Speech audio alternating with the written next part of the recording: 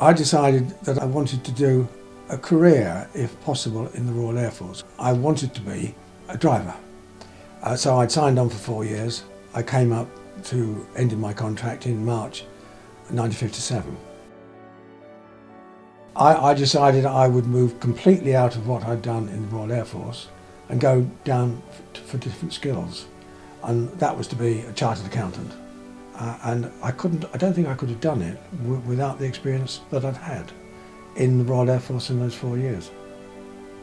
So one night in 1986, I went to a little known hospital, cottage hospital called Lowestoft, and this lady came down and sat by my side.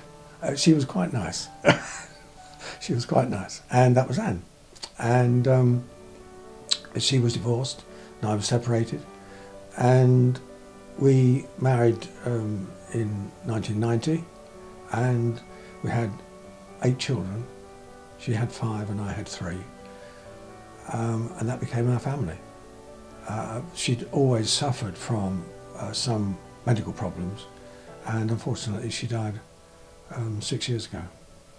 Mr. Everyday. She made me, as well as the Royal Air Force, she made me a different person. I can give her that praise.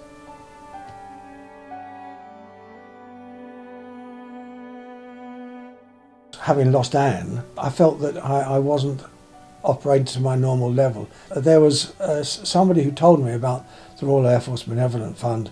They had these, I call them conference calls. And so every week on a Thursday at 11 o'clock, we have this phone call.